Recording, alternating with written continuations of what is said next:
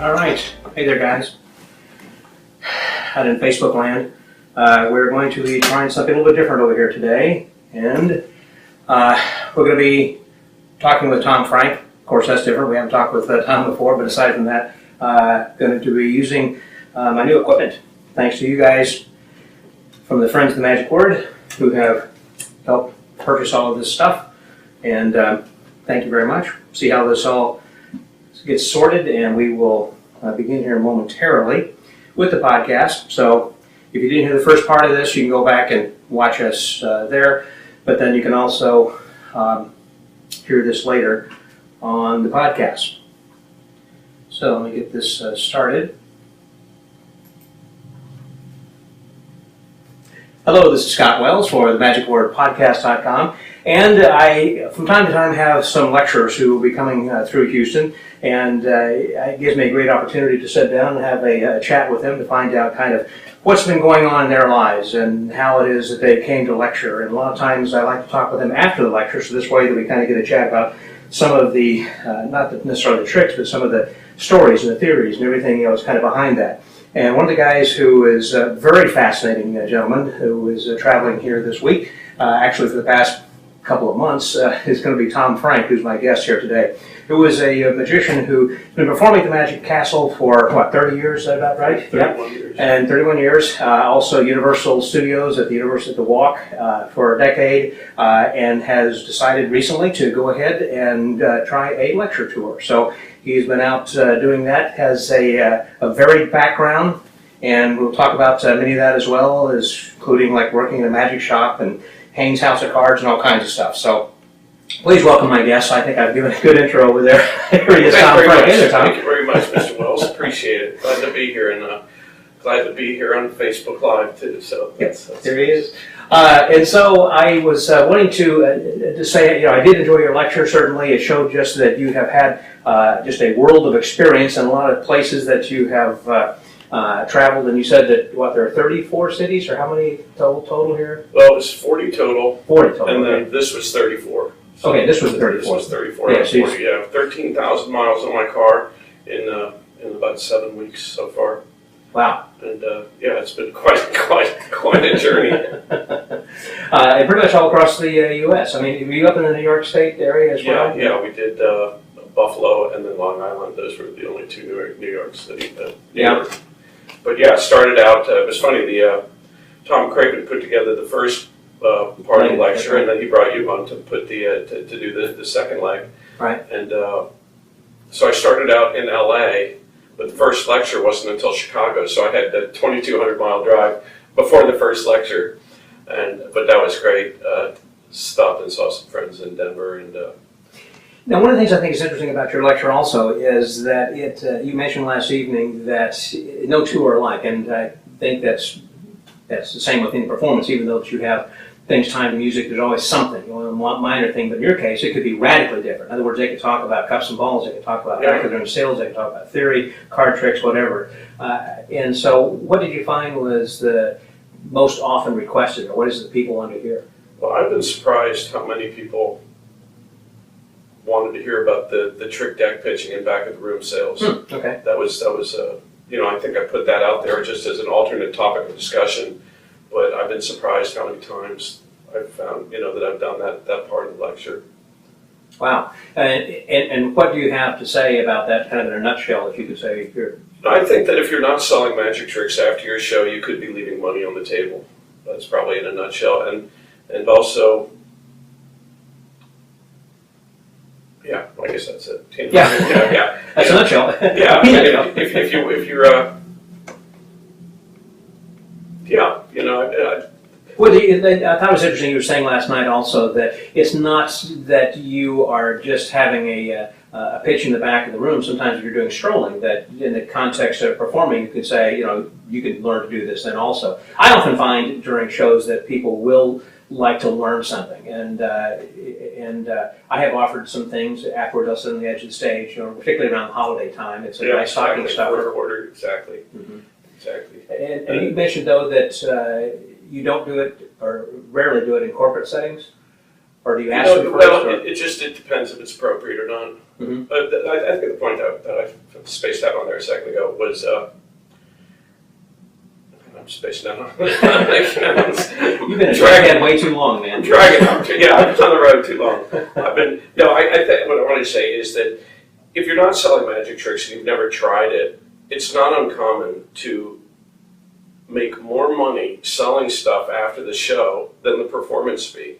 Mm-hmm. And that's a great feeling to double your money, Yeah. without putting up too much more effort. And it's not like, I think this also comes from having grown up in a magic shop, starting to work at Haynes House of Cards. I'm comfortable selling magic tricks.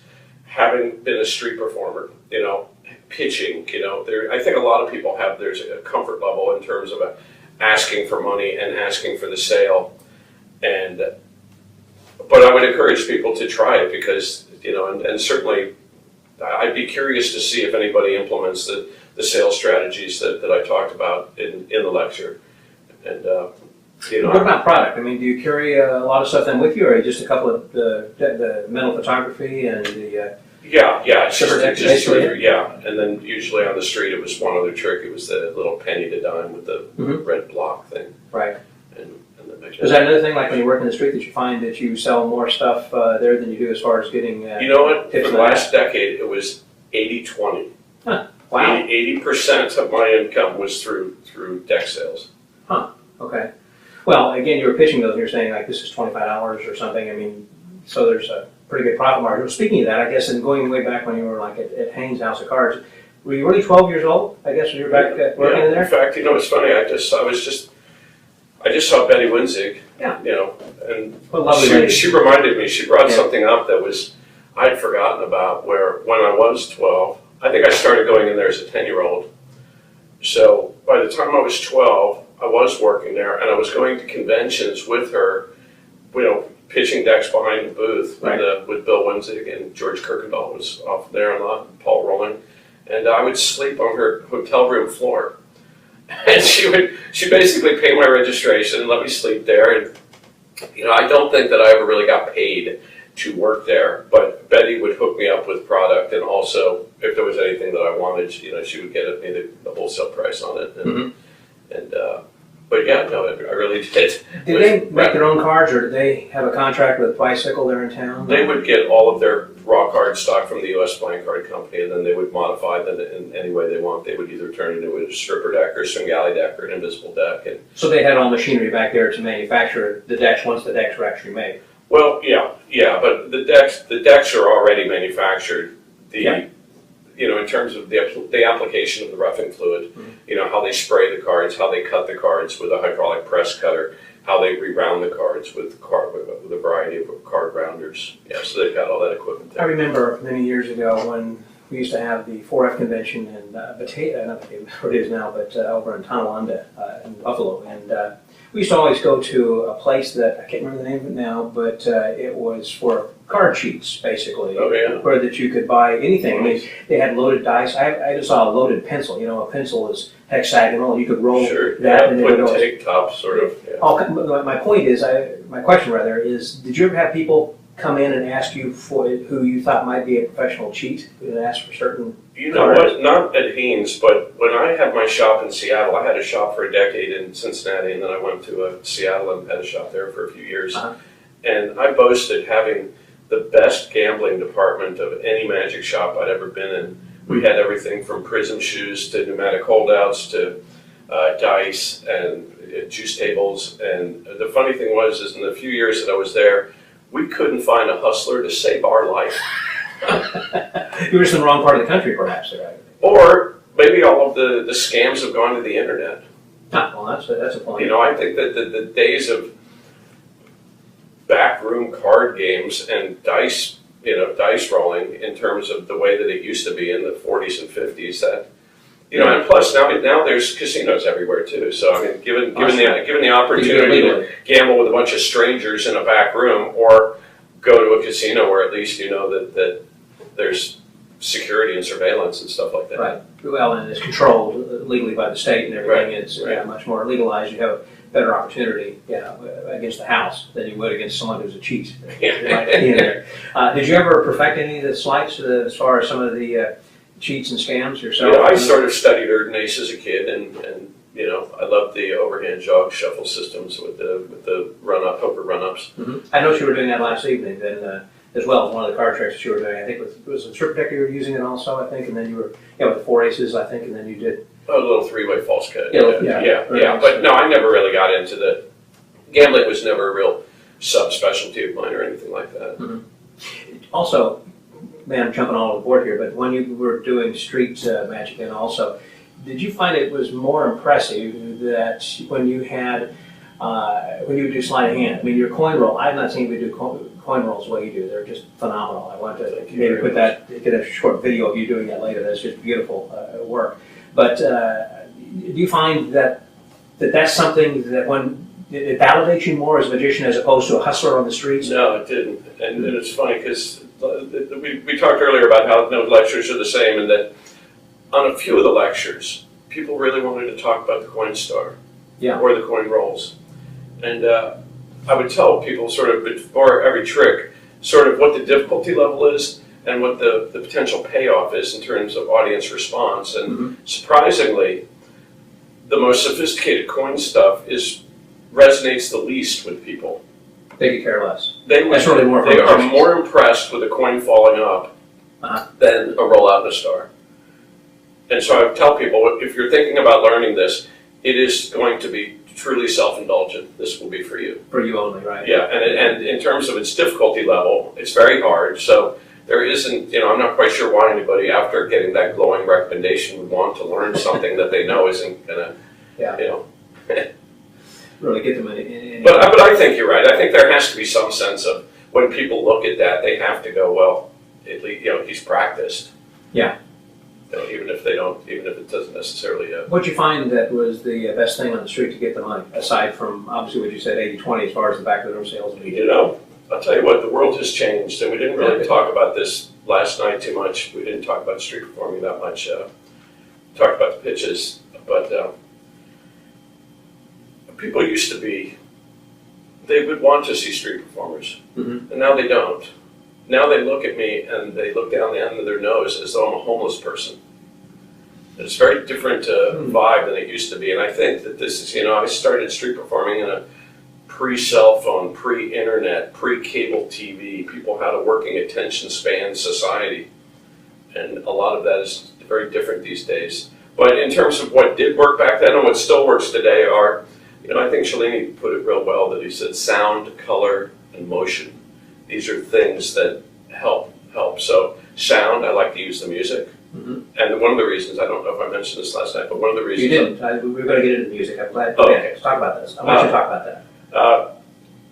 The reason I started using the music was at the Universal City Walk on any given day, 50% of the people might be non-English speaking.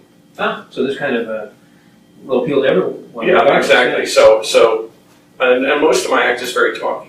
Yeah. So being able to shut up and let the magic speak for itself and do the cups and balls to music, or do the linking rings to music, or the coins, or just mix it up, have a little bit of fun. It seemed very effective. So that's where, and I really enjoy doing it to the music. I think that anytime you use music, you really give your act another layer of depth and texture. Well, also I imagine there are some places where you perform that they would not allow you to amplify your voice also. And so you just had, as far as... You'd be surprised. It seems like the trend for the last decade or so has been to be amplified. When I back in the day, they didn't even have these portable sound systems, back in the early 80s. Nowadays, most street performers are amplified. And the problem with that is everybody is competing. There's a place called the 3rd Street Promenade in Santa Monica. They have a street act every 40 feet, literally, every 40 feet. What do they do? I mean, how can they be different from one another? What do they? Well, I'll give you an example. And I moved down there from Seattle, and I was working at a place called Pike Place Market after my magic shop closed in Pioneer Square. So I'm street performing there. They don't allow amplification there. I like the idea of not being amplified. I think that it's a more pure thing. But I get down there, and I've got a breakdance troupe on the left of me in the promenade. I don't know if you've seen what these guys do or not, but I've seen it down in New Orleans. yeah, so They get a big crowd. they get huge crowds. They Yeah. get 300 people, and it's a dynamic thing. And they get, somebody will do a flip over 5 people from the audience, and it's very exciting. Right. So I've got that going on one side of me, and I've got a guy playing a bagpipe on the other side of me. And I have no microphone, and that was the day that I said I need to go get a microphone and an amp, and that took care of that right away. So it's sort of in places, and then at the City Walk, they pipe in music, so they're playing their own loud music. And So when you go down the street, it's like basically a huge festival all day long. Exactly, Yeah. every day Huh. of the week. Wow. Do you have to get a permit for that? I know it's very. At the Promenade, they have a permit system with the city of Santa Monica. At the Universal City Walk, that was a regulated street performing program, meaning that they held auditions Mhm. and that nobody was there. The nice thing about the regulated program versus a permit system is anybody with $35 can get a permit. Mhm. Doesn't say anything about your Quality. quality of your act. The Universal City Walk was a much more corporate environment, and they wanted to really have a good handle More on control. who's out there. So they auditioned people, then they had designated slots and designated times, and you could just put yourself on the schedule for whatever you wanted. And I always chose to work 5 to 7 nights a week and work Mhm. probably 3-4 hours a night. But that was on your own hours. I mean, that was something just like most street performers, you can go and work whenever. But Exactly. so, okay, so Universal City Walk was really more of a tourist type of place. I would think those would be Oh, people yeah. who would be coming in Yeah, with yeah, money yeah. as opposed to just sitting up on the street corner someplace Exactly. in Exactly. the middle of. Yeah, regardless of where you do it, you just need to be in a high traffic area. Mhm. Whether it be a bar district or And certain times of the day or night better than others? I mean, like after people come out of the bar and they're more drunk, do they tend to give you more or less? Or is that...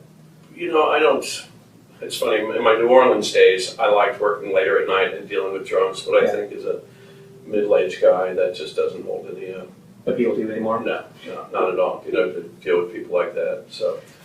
I was very specific at the time that I would be there. The park has hours that, the Universal Studios is a tour of the studio, and then it's also sort of an amusement park. And the park would close at, say, 7 o'clock, 8 o'clock, 9 o'clock. It varied through different times of the year. Mhm. But I was always there when the park was letting out. So I've got 35,000 people walking in front of me over the course of 3 hours. So I wouldn't bother showing up at all during the day. Hmm. That, not to say there weren't people there. Kind of like Fremont Street in Vegas, I guess, in a way. It's got, it's nightclubs, it's bars, it's restaurants, it's retail, it's comedy clubs and jazz clubs. And, Right. Yeah. Well, in getting into that venue, obviously there are not as many people as you were talking about in Santa Monica. I mean, every 40 feet or something, since they vet certain people. How many other performers were there, and what kinds of? Are there other magicians, or are you the only? Yeah, there were a couple other guys there that I didn't see them very often, but there was a fellow named J. Paul Moore. He was a 70-year-old street magician. Alfie, I think is what he called himself, king of the street magicians or something like that. Did he have an English accent like Alfie or something? No. Okay. But he did have a good look, though. He had a nice costume. And Huh. then there was another fellow who's, I think, touring with the Gabe Blackstone show now, which is William Draven. And he's been on a couple of these TV shows. He's got sort of a goth look going. Okay. He used to. And then, so those were the two other magicians. But I was really, in fact, I have a funny story about how long I was there. I had a guy, he must have been about 20 or something, and he just walks by and he throws a $10 bill on my table and keeps walking. He just passes by, drops 10, doesn't even see anything. He just Yeah. And Okay. I said, "What's this for?" And he came back over and he says, I was an awkward 14-year-old at one point, and I bought one of your decks, and it made a difference in my life, and I had a lot of fun with it.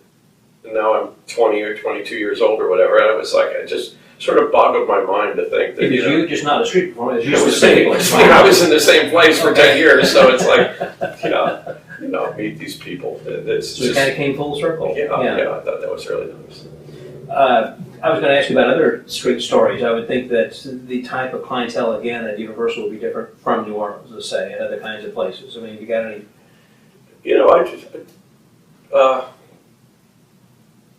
It really has to do with, I guess, where you're at in your life and when you're doing this stuff. I dropped out of high school at 18 and moved to New York City, and it was, that was a very magical time in a pre-Giuliani Manhattan.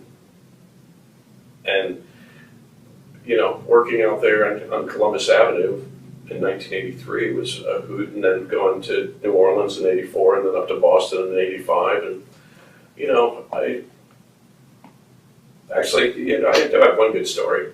There was a guy on Bourbon Street.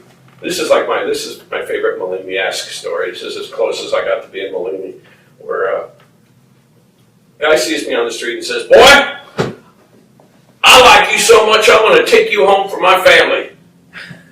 I live up in Monroe, Louisiana. I got a plane over here in Biloxi, and how long did it take you to get ready?" And I lived about a block and a half away, and I'm 19 years old, and I'm like, this sounds like an adventure, what the heck? And I said, I'm ready in about a half an hour. Yeah. So I went and I got my bag, and I ended up going up there and staying with this guy for a month. Really? And he would take me to pool halls and take me to, these sort of sleazy sort of backroom places. Yeah. And he would have me do a magic show on the pool table. And at the end, I would pass the hat, and he would always prime the pump by throwing $100 in, and he'd be humbling his friends, Sure. And so I left that town with a stack of money. Wow. And it was that was. You ever have in contact with the guy thereafter? He's on Facebook. Yeah. And is he one of your fans? I mean, he's a friend of yours. Facebook friend, and I don't really post that much on his. I mean, this is over 30 years ago. Yeah. But it is fun to know that he's still around, and yeah, I just wanted to touch base, or if he ever contacts you, maybe through Facebook, say, hey, I enjoyed your show, or glad to see that you're still successful. Just not really. I mean, he's got to be. If I was 19 at the time, he seemed like he might have been middle age at that point. So he may be in his 80s, 90s. No, I don't think he's that old, but I would say he might be in his 70s to 80s. Yeah. And, okay. he doesn't seem very active on Facebook. Yeah. But I just, he does have some That's an interesting story. And going back, you said Cellini. You said that the three things that because you were fortunate enough to spend some time with him. Yeah. And in doing so, was it like all day and all night? He kind of. It was a real mentorship, and it wasn't all day and all night, but it was all day. Mm-hmm. And he would do a show, and then he would say, these are the principles that I'm involving in terms of... You would just sit by and watch, or be in the audience, basically? Yeah. Okay. So he would say, this is how you create a perimeter, and he would teach me a variety of techniques to gather the crowd, get the money, what did he used to say? Yeah. Get the crowd, keep the crowd, get the money, turn it over, do it again. That's the formula for street magic. Mm-hmm. And I would watch him, then he would say, now it's your turn.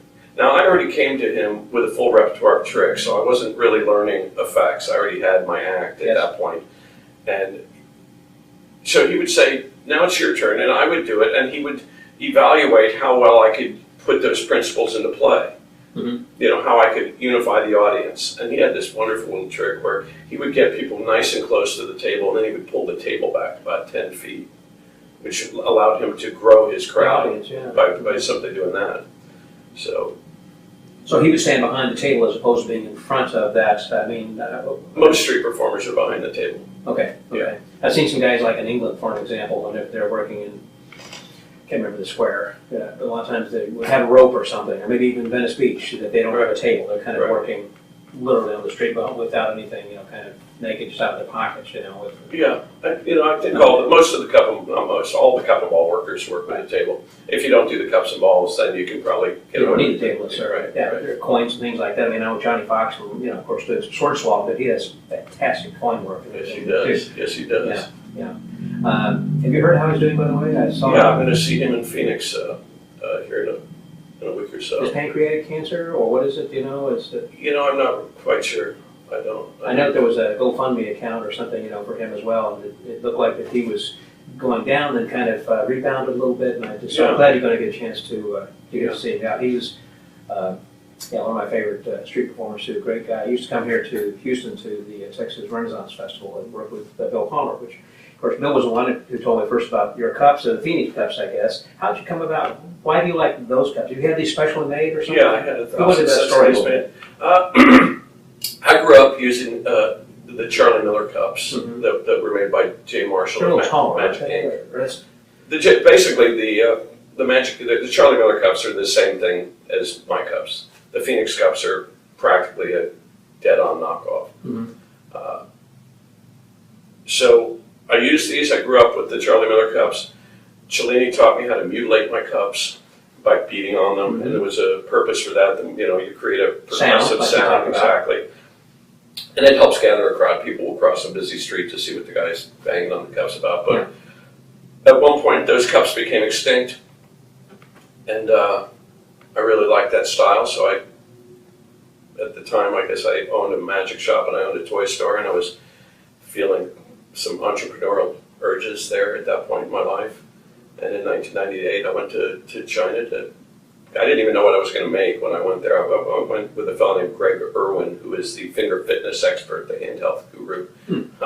But he's sort of a intermediary between American entrepreneurs and Chinese manufacturing He facilities. speaks Chinese, I guess, Completely. Yeah, you have to, I think. Fluent Cantonese. to get into some of these places, yeah. Yep. So went over there, went to 11 cities in 21 days, and had the tricky wallets made then, and had the cups made, and so that's sort of the story. Yeah. I find it interesting about how some people prefer one cup over another, and it seems like some are a little bit more squatty, some are tall. As the Paul Fox cups, I think, are a little Yeah. taller or something. Yeah, they're rounded at the top. Yeah, and some are more flat. I mean, and obviously it's a personal preference. I think that's Gazzo's really got his. what it comes down to. I feel the same way that I feel about playing cards, cigars, and cups. Mhm. I never met one I didn't like. So and most decks of cards are great, and it's like, they all do the same thing. Sure. Cups, same thing. Cigars, same thing. And they may taste a little bit different, but they're all great. That reminds me, I don't know if you've heard this before, but you know what Diverna's favorite brand of cigar was? Like Perfecto or something. No, Other People's.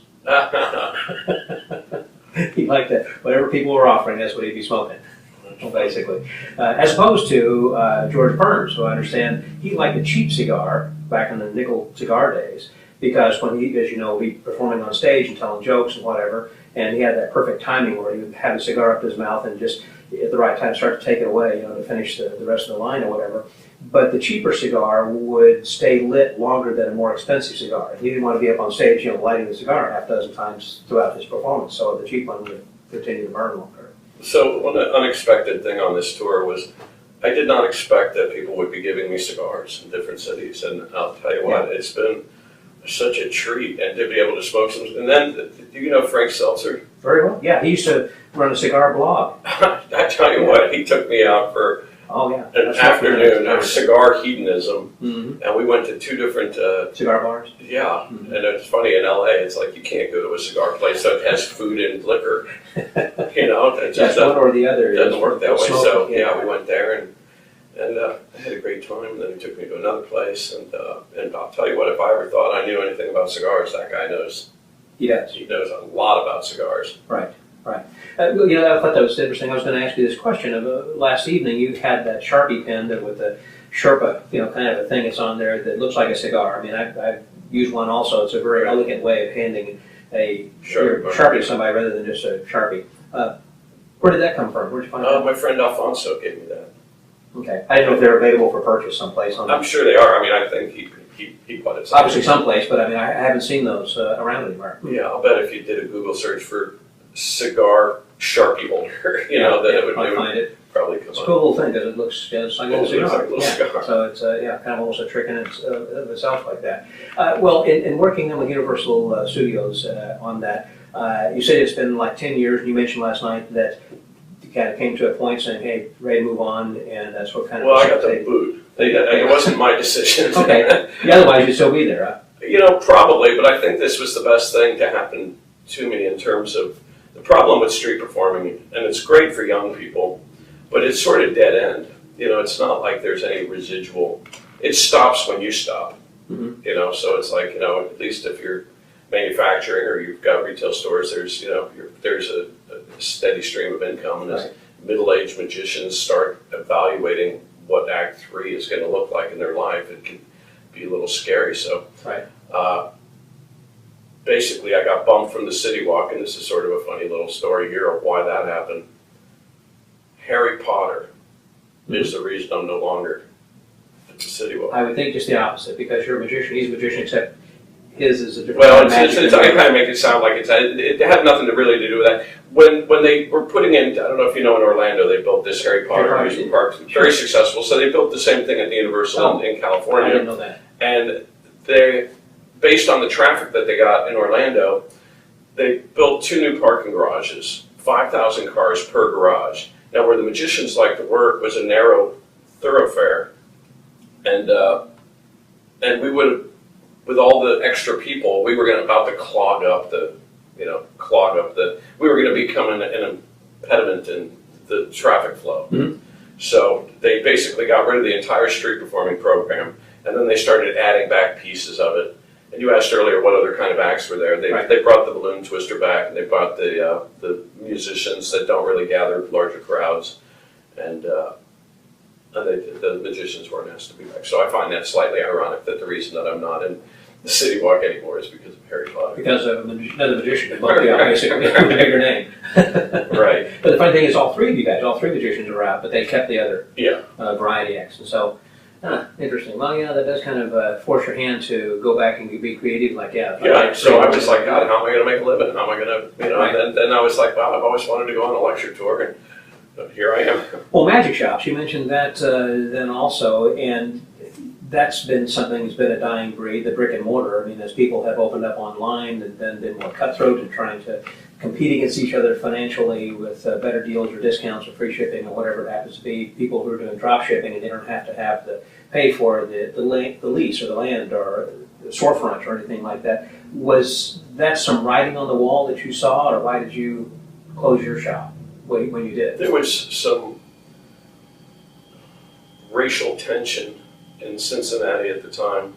In 2002, there was a so-called riot, Okay. and it was funny though. It sure looked like a riot on TV because they Oh, they can make it kept look playing. like They kept playing the same clip of a hot dog vendor getting his hot dog cart pushed over, and this was on CNN. And I was not really a magic shop for magicians. I had stuff for magicians, but just like with my pitches, these are tricks. I was basically a convention magic shop. So I dealt with conventioneers that were coming from the hotel. They're morally obligated to buy something home, bring Take something back home for their the kids, kids, and they can't take another ball cap or T-shirt home. They don't want to. So, so when this riot happened, and it only lasted an hour or whatever, and there was a little bit of residual stuff, but something happened at that moment where, and this, I'll tell you what, this is the same thing that's going on these days. This was over a white cop shooting a black kid, an unarmed black kid, and it's crazy that this is still going on this way. But what happened in Cincinnati was the black community started boycotting a variety of things. They So different retailers? No, like the convention center, they basically said, in fact, this is how I knew this was the writing that I saw on the wall. Every year, we had one convention in the summer. Mhm. 40,000 Wow. Baptists coming into town. Okay. And it was like Christmas. Yeah. Every hotel was full. Every restaurant was full. Every shopping going gangbusters. They said, we're not coming to your city anymore. What? Because of this riot?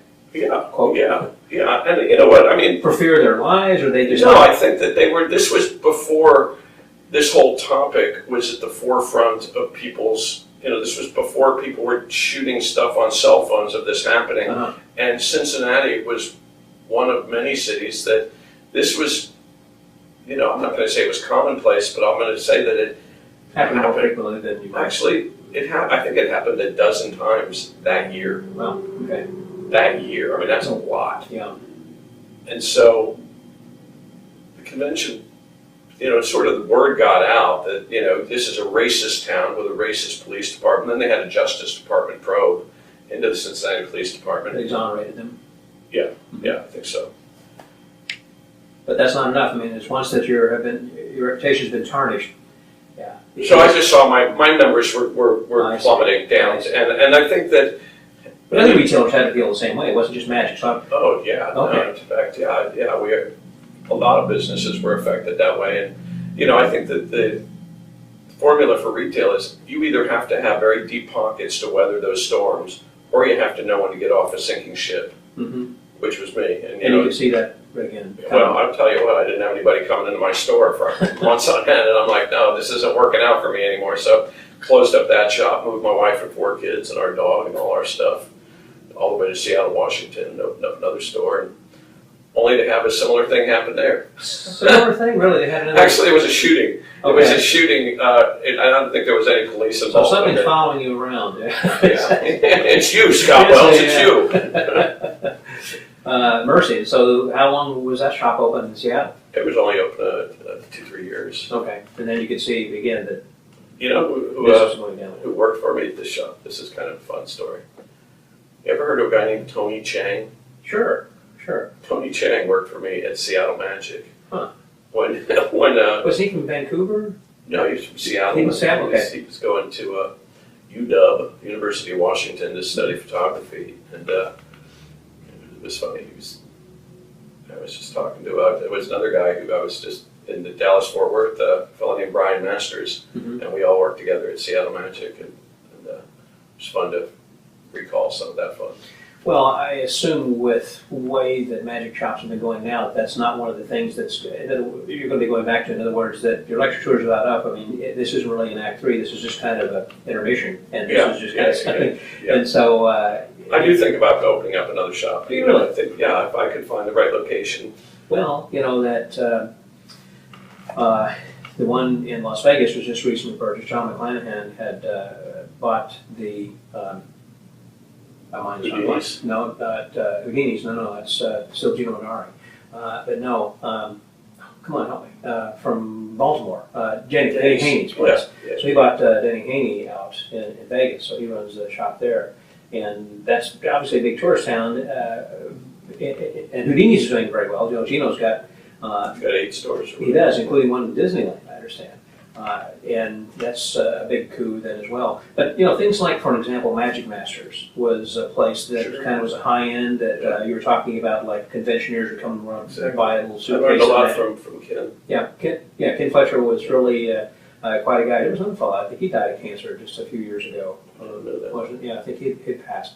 But Ken had stores all over the place. It was, in fact, David Williamson, I think, was one of the. Yeah, he worked at Washington, D.C. store. Yeah. There's a phenomenal performer there as well. For sure. He's got to be the nuttiest guy in Magic. Yes. But the chops he has, I mean, the sleight of hand skills are just mad, crazy. I've known him since I was a teenager. Being from Cincinnati, he was from Yellow Springs, Ohio, which is near Xenia, Ohio. And he worked also then at I think at one of the restaurants quite a bit. Did you ever see him work in a restaurant? Yeah, I did actually. I think he was just out of high school and he was coming down. And it's funny what the name of the place was the Vernon Manor. What are the odds of And that? it was a hotel that had a nice brunch. This was back in the day when he was an introvert, if you can imagine that. A little bit. I could see He how had not broken out. I asked him one time too. I said, "What made you the way you are? What was it?" And he said that Bob Sheets had a huge influence on him in terms of his comedy, and then he also said that working the magic shop, changed sort of his thing. But you're right. He's one of the few guys that has exceptional chops and skill. that he hides them also. They wouldn't know that he has that Yeah. because of his personality on stage and goofing around. With it. Wacky guy. Yeah, but subtly he is employing these other kinds of sleights and skills, so that whenever he does it, that it's really something that nobody would detect that he's using, particularly when he's doing close-up and everything. Then too.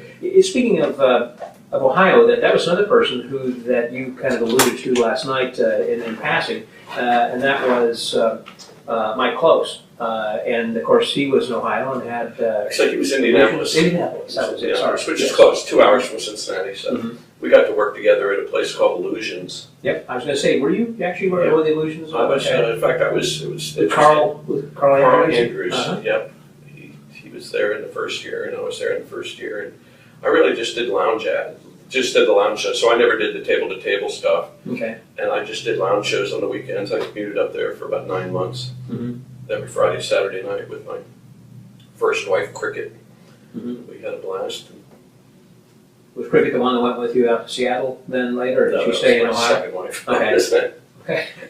You're still with your second wife now? No, now I'm with my last wife. Okay, that's the way to put it. Actually, that's how she puts it. Okay. She said there's only one way out of this marriage, and that's my death. So, Or yours. yeah, I'm happy. Yeah. So we've been together for a decade now, not had one argument, and known her since she was 15, or we were both 15. What's that one argument you've not had? What is that? That's what people say. You know, I've not been to one bar since I've been here in New Orleans, and I'm going to that bar tonight. You know. But yeah, my wife and I had mentioned last evening, as yesterday we'd celebrate our 42nd wedding anniversary. So It's dynamite. yeah, it's amazing to be together, you know, for so long. You guys got married at 16, would you? Thank you. It must have been very young, though. We were, well, actually, I guess we were about 23. Yeah, about 23, I guess, when we got 24 the first Mhm. You got married. first time I got married. Yeah. And you've been working the castle then for 30 years, and you've seen that kind of go through a lot of evolutions where they've built on and added on, and membership going up and down, and different rocky problems that you've had, and the fire and everything, you know, like that. That when you work, have you worked all the rooms? I assume. Yeah. Actually, I've never worked the Palace, but I've all the other Yeah, rooms. me I have, yeah. That's one I'd like to do sometime as well. I've worked a parlor and close-up. And what have you enjoyed? Who have you met there that just really?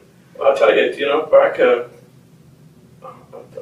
probably a very memorable night at the castle was Peter Pitt is introducing a guy and says, introduces this fella as though he's some up-and-comer, and the curtain opened up, and it's Steve Martin, and he's doing the Flydini act. Uh-huh. It's one of Oh, sure. So, he has one arm that's Right. So he was, I guess, getting ready to do that on the Tonight Show and wanted to work it in a little bit. Uh-huh. So that was a real kick, Uh-huh. And then. Did you meet with Steve afterwards, or was he accessible, or he? No, I didn't even try. Okay. I didn't even. But hanging out with Vernon back in the day, that was always a kick. Mhm. And it's funny, he would never take a cigar from me. He would, Really?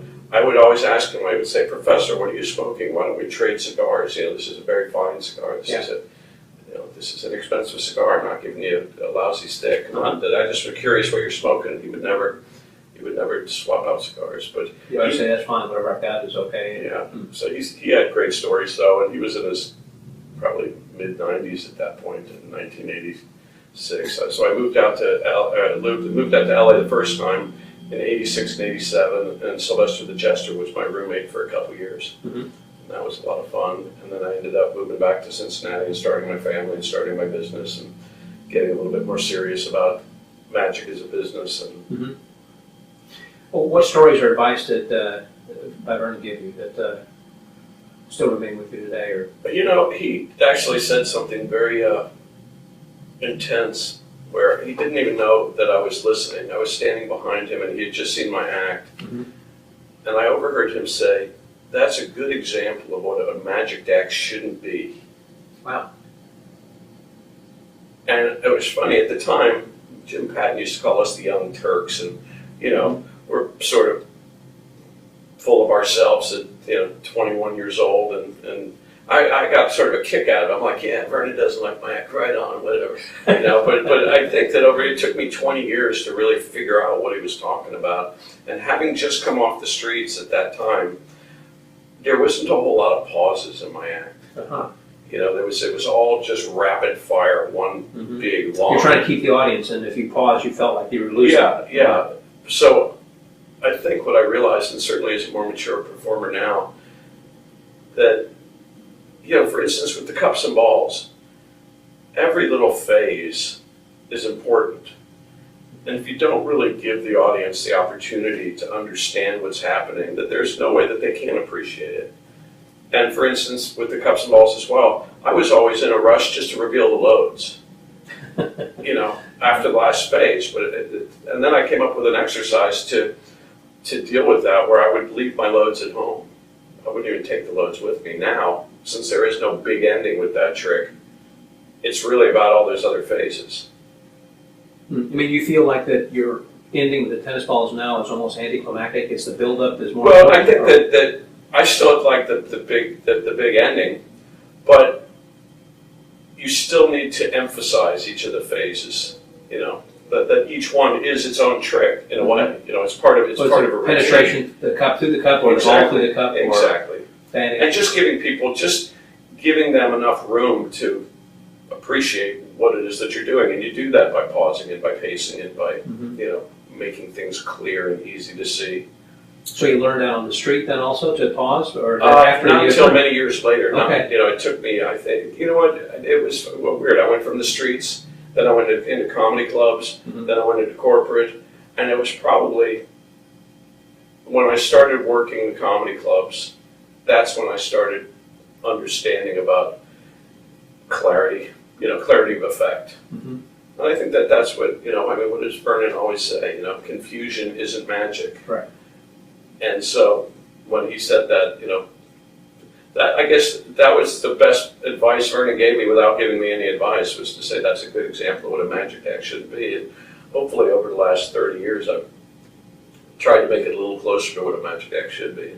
Well, I was noticing last night, the first half of your lecture was really a performance, and then we could break it down. You could choose whatever things you wanted to discuss for the second half. But I was noticing certainly that the pauses, that if I had a takeaway from the performance, it was the pauses that you put into your performance, that you would, like even in the pitch, you want one deck, and you let the people complete the sentence or two. You know what they're thinking, just that one little thing is an example of how that throughout the rest of the performance that there were pauses. And also between each effect or trick, that there was enough time to let that sink in, to let the people kind of be looking to the side and say, wow, that was kind of good, or let them either just think about it and digest what just happened before quickly rushing into the next thing. I think that's a lot of things, a lot of the problem that we do, myself included, is rush.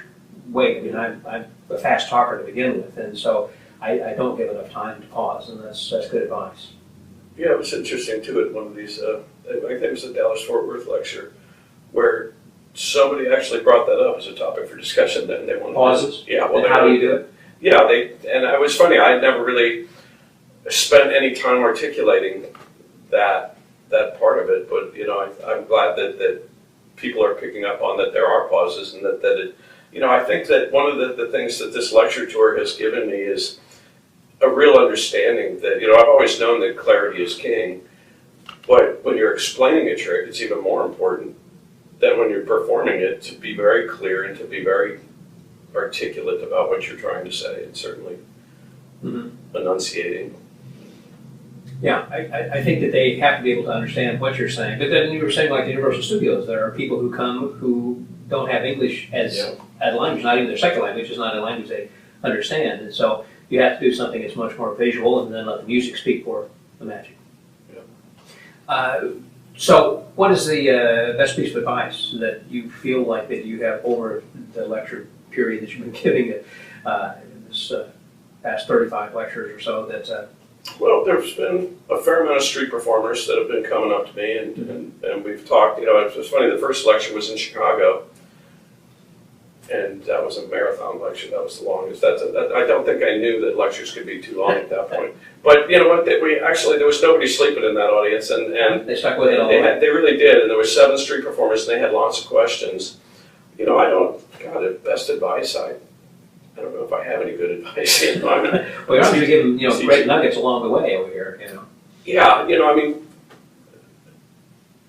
I can't think of any one thing in general.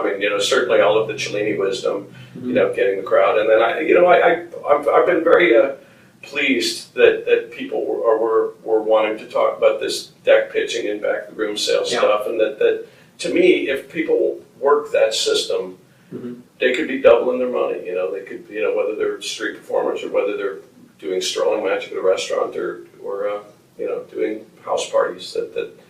That's probably the best advice. And you know what? This is me sort of mutilating my art or bastardizing it a little bit in that ultimately I just want to make a living doing what I love to do. Mm-hmm. And if I have to change it, if I have to open up a magic shop to continue to, if I want to feed my family and doing house parties isn't making enough money, I need to make more money. Yeah. That was the way to do it. And, you know, manufacturing products and just having a lot of pokers in the fire and trying to. Well, I think that's the important thing, is to have a lot of alternate streams of revenue. That, in fact, is the title of my lecture. You talk about different kinds of things you could do, and in light of today's economy, that some of the ways that we have had as formal ways, I should say, of making money or bringing in money are either gone or they're diminished, so you need to find other kinds of things. And what can you do that still keeps you within that same area of interest, as opposed to getting outside that and doing something else that you're not comfortable with or you don't want to do or whatever. In other words, how do you make your existing, how do you expand on your existing market, basically? In other words, if you're doing corporate market, how do you expand to do more of those? Or if some of your school shows have gone down, then how can you do more things that will involve the youth, you know, whether they're youth camps or, I mean, what other kinds of, you know, things. So that, again, goes back to what, again, we're starting to wrap up over here. What you will be doing then in this next Act 3, you said you might consider opening up another magic shop, but then maybe really kind of put some more thought to whatever you're going to do or where you're going to do it. Go stay in LA or? You know, my wife and I are both from Ohio, and Might move back? yeah, I don't know about Ohio. We don't necessarily like the winter. Mm-hmm. I understand that. Yeah, I don't like to shovel. Yeah, So, yeah, but we do discuss an exit strategy from LA. I don't think either of us really want to retire in LA. It's the cost of living is very high. and Vegas is not going to be a potential landing spot either. No, I can't imagine ever wanting to. But there's so many other magicians who are out there. Why would you want to go? And, You know, it's funny. I've been you know, in these travels, I see some towns that are like on the cusp of some very exciting things. And in my mind, as I'm walking through some of these towns, I'm like, I could see a little magic shop here. Sure. Omaha, Nebraska. I lived in Omaha for a couple of years. They have this downtown historic area where there's retail and bars, and it's really it's on the cusp. And St. Louis too. It's like down by the river. Lofts. The loft scene is growing. The downtown nightlife and retail scene is coming, and it's like everything is right on the cusp of it. Looks to me like in the next 5 years, this is gonna break wide open in terms of being a very nice place to live and raise families. And well, it's a nice thing that you've been able to actually see the country and actually compare one with the other and kind of make these kinds of choices. You go back and tell your wife, hey, this is what I see, and here might be something to go and check out. yeah, she said no to Omaha. She's got a family there, I guess. Oh. I guess they have a cold winter too. They do, yeah. If you don't like to shovel in Ohio, you're not going to like the shoveling. I mean, it's the same. Yeah, But actually, the ice is what I think is particularly bad in Omaha. We had some ice storms that were killers, you know, and there were certain parts of town because of the hills that you couldn't get out of your driveway, you know. You know, it's my favorite thing this whole tour is just meeting the people. Just meeting people I never knew existed, or people that are Facebook friends of mine that I hadn't met before. And just the camaraderie of our community is just wonderful. Well, you've been open and willing to hang out afterwards also, after the lecture's over, say, hey, if you guys want to go out. And, I try to extend the lecture because a lot of times if you have to be out of the room at 9:30 and the lecture started at 7:30, that's a pretty tight lecture. Yeah. And I at the beginning of these lecture tours, I was telling people this lecture is as long or as short as you want it to be. And then I realized the lecture can be too long, and I could usually tell that because somebody is sleeping in the front row. Yeah. And then I would say, well, let's not get there. But if there are people that want to discuss, in fact, I think it's been very hard to have real conversations with anybody on this tour. I feel like this tour has been, I'm on a fast-moving train, and I don't stop too long anywhere. And it's nice on this leg of the tour. There's a little bit more, some gaps where I'm getting in some sightseeing, and that's why, you know, I wouldn't have been able to go, you know, and check out downtown Omaha, or you know. Yeah. So it's just meeting the people, and it's been great. Yeah, you know, talking about lectures, I remember one particular lengthy one when in the early days before of hearing Harry Lorraine give a lecture late at night, and I think it was about 2 in the morning, or maybe 2:30, when I finally said, you know, I mean, a lot of times you're up sessioning, you know, late into early hours of the morning or whatever anyhow, but I think after 4 hours of hearing him from, starting at about 10 o'clock or so, I think at about 2, that I don't remember if we had a break or not, but I kind of thought, I think I got the general gist of this. I can go to bed. And he was still going. I think I heard for another hour after that. Next morning, 7 o'clock, he's still going. There you go. Wow, what a guy. What a guy. Oh, I tell you, I appreciate your time very much, Tom, for spending here with the listeners and also with me and recording this. And so the name of my podcast is called The Magic Word, and I always like to end by getting your philosophy. What is your take on life? What is your magic word or phrase? What's important? I have a mission statement that I wrote Mhm. many, many years ago. Making the world a better place, one smile at a time. Wow, love that. And I think my grandfather embedded this into me, where he used to, and he would embarrass you with a waitress at a restaurant. He would just say to, like an aging waitress who's, in her 60s, whatever, he would say, "Madam, you are without a doubt the most beautiful woman in this entire establishment. I'm going to see that you get a raise." Uh-huh. Yeah, bring the manager over here, and he told me that it doesn't cost a penny to make someone smile. Yeah. And I just always like that. And I think that, my dad asked me as a 15-year-old, he says, "What do you want to do with your life? What do you want to do?" And I said, "I just want to make people happy." And I think this tour is called Living a Magical Life, and I feel like I've been true to that dream. And, I can't say that I'm getting rich or anything, but I'm having the time of my life. You're living the dream. Yeah, I really am. Yeah, living the dream. Well, those are great. As a quick aside, then I remember Norman Beck telling me something once, and that was how that if you want to get good service, that whenever that you are seated, and they say, "Hello, my name is Stephanie. I'll be your waitress today." I said, "You're Stephanie." Somebody told me that I should ask for Stephanie. I can't believe I'm at the right table, because they said that they had the best service, and they had. She was a wonderful person to them, and they told me to ask for you, and you wouldn't remember their name if I told you who it was, but they were someone who were just in here just a couple of days ago, and they recommended this restaurant, and they recommended you. So I'm so glad. In other words, he just kind of made her feel so special. And that was something else that AJ had in his book about schmoozing, right, which is a great book, yes, it is. certainly. And it's not that you're doing something to get something out of someone, but because you are a nice, genuinely nice person, that you want to make people smile. You're giving them something, and in return, you're receiving that smile. So I think that the Exactly. magic word that you're talking about in your phrase is just perfect. So again, that's what your mission statement is. Making the world a better place, one smile at a time. There we go. So I'm going to leave it at that. And thank you very much, Tom, for being my guest. Well, thank you not only for being on the podcast, but for everything that you've done to make this leg of the tour go on. I appreciate it. Thank you very much. You bet. And so for the Magic Word Podcast, that was Tom Frank, and this is Scotty out.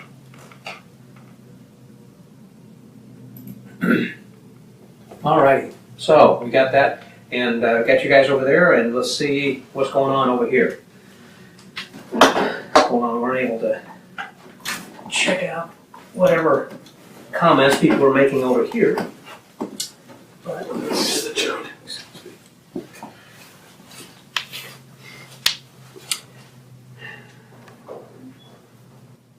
All right. So I see that Scott Klinger is saying one of the best lectures the Omaha Magical Society has ever had. Learned just as much at the IHOP afterwards. So thank you very much, Scott. That's a great comment. Thank you. And all the other guys, I will. Scott Robinson, tell Tom hi over here. And let's see who else. Some of the guys. Yeah, Roland. Hello, Roland Adams, and Joey Frido. Hey, Joey. And yeah, I don't know what Wayne Taylor said. It wasn't working, but hopefully got that taken care of. And all the other guys. Daniel Will. Yes, I do have bananas. I've always liked that trick, and the fact that he has made these bananas, I think, better than what Dan Garrett has. So anyhow, hey, I'm just saying, Tom, they're still recording over here that Daniel. You guys are still there? Really? Really? Yeah, it's like Ferris It's the Bueller. end of the movie. It's the end of the movie. That the guys from Omaha had also just said that they had loved your lecture, and especially what they learned at the IHOP afterwards there as well. And several guys had joined and said hi. Scott Robinson said, "Tell Tom hi." Yeah. Great guy. Yeah, Scott Klinger was the guy in Omaha. Scott Robinson from Cincinnati days before. Oh, was that before he he was came into working- Microsoft? Huh? Yeah, and I think he also worked at. I think he might have worked at Kings Island too. Oh, interesting. All right. Well, listen. Thanks, guys, and that you can again tune into the podcast. This will be broadcast then later, and so that's Tom. We're going to finish up over here. This is Scotty out. That's Tom Frank.